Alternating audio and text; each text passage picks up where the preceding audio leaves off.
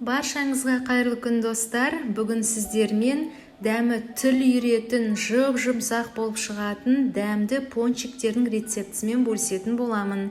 Алдымен видеоны қарамас бұрын менің YouTube арнама тіркеліп, лайк басып, комментарий жазуды ұмытпаңыздар.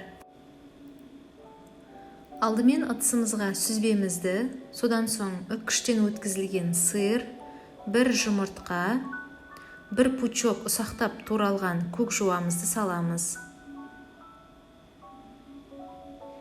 Кейін татымына қарай жарты шай қасық тұзымызды сеуіп, бір кесе сүтімізді құямыз.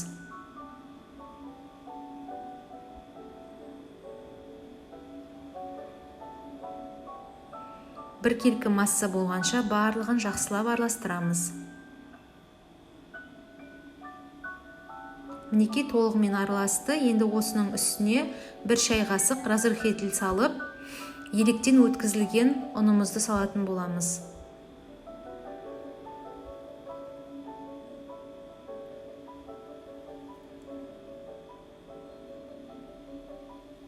Алдымен қасықпен араластырып аламыз, кейін қолымызбен жұмсақ қамыр илейміз.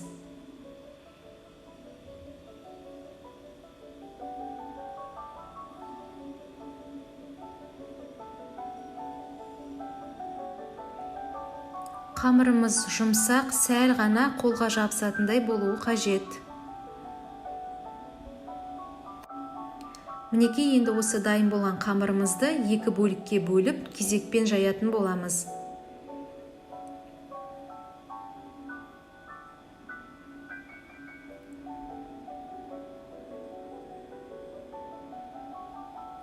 Қамырымызды жазған кезде өте қатты қалың немесе жұқа болмауы қажет. Орташа қалыңдықта, көріп тұрғандарыңыздай.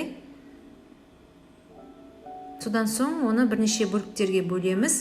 Мен 8 бөлікке бөлдім. Енді оны қызып тұрған майда екі жағы қызарғанша қуырып алатын боламын. Мен енді бұл пончиктерді қуыру үшін гүхей майын пайдаландым. Мінекей ауызда ерейтін жып-жұмсақ дәмді пончиктеріміз дайын болды. Сіздер де міндетті түрде жасап көріңіздер. Астарыңыз дәмді болсын.